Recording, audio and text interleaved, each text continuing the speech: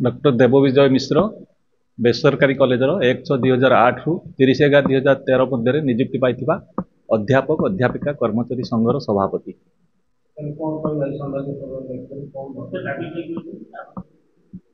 आमर गोटे मात्र दाबी अच्छी दीर्घदिन मध्य दाबी आपण मान माध्यम आम सरकार को पूर्व सरकार और वर्तमान सरकार को आम निवेदन कर आसीचु आमको जो नूतन अनुदान नीति आम प्रणयन करने सरकार गोटे चिंता करथिले ताहा आज पर्यंत करना पूर्व सरकार भी कले नहीं एबे सरकार जे अछंती ताकू आमर दाबी को जेन्युइन कहउचंती सत किंतु ताहा एपर्यंत करना मु गोटे कथा आपण मानक माध्यम रे कहबा चाहूँगी वर्तमान मुख्यमंत्री श्रीजुक्त मोहन चरण महाजी महोदय जिते आम पूर्व सरकार समय जो से विरोधी दल में थे दायित्ववान विरोधी दलर विधायक भावी आम पाखक जाइए देखी खुशी लगी निश्चित भाव में गठनमूलक पदक्षेप विरोधी दल भूमिका जहाँ गठन करने कथा निश्चित भाव में ताहा करिवे आम कथा को सब बुझीते एवं सरकार आसिले निश्चित यार समाधान करियो बोली आमको प्रतिश्रुति देइथिले ता सहित मान्यवर शिक्षा मंत्री उच्च शिक्षा मंत्री गण शिक्षा मंत्री वरिष्ठ विधायक गण मध्य आम जो दीर्घ 9 मास धरी धारणार बसथिलु पूर्व सरकार समय जाइथिले एवं समस्त प्रतिश्रुति मिलता आपण माने जानिचंती मान्यवर उच्च शिक्षा मंत्री वर्तमान जितेबाला से विरोधी दल थिले आम धारणा को जाइथिले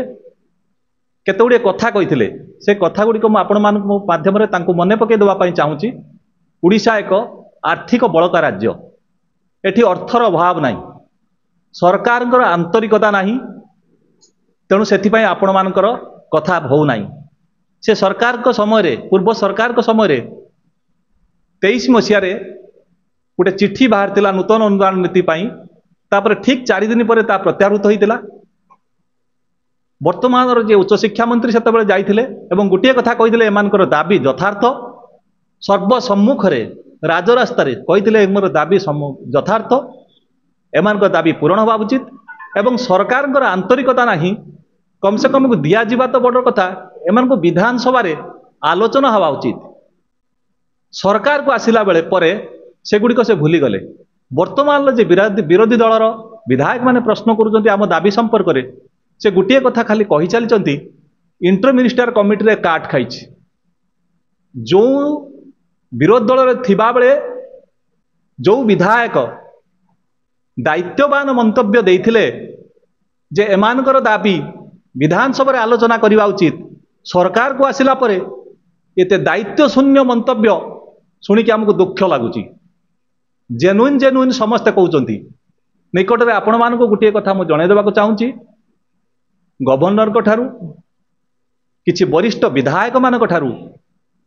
आमर दाबी संपर्क में से लेखिकी देले जे मानकर जेनुइन एमान को तुरंत करा जाऊ विरोधी दल विधायक मान लिखिं बीजेपी राज्य सभापति श्रीजुक्त मनमोहन सामल महोदय चीफ सेक्रेटरी एवं चीफ मिनिस्टर को देइचंती एवं दाबी एमानकर यथार्थ शीघ्र पूरण करा जाऊ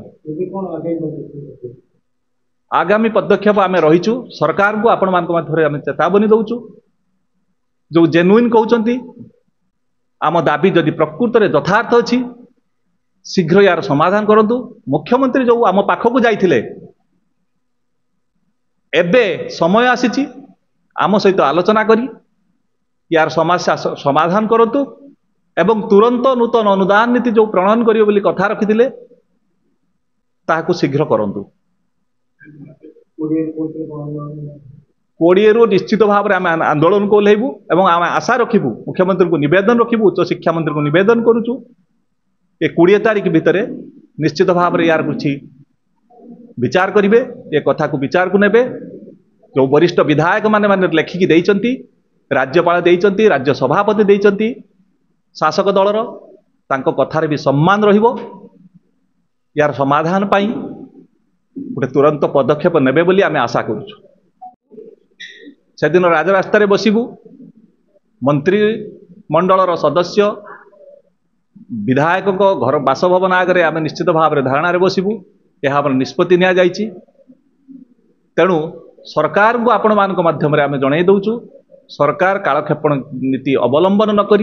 तुरंत यार समाधान करूँ।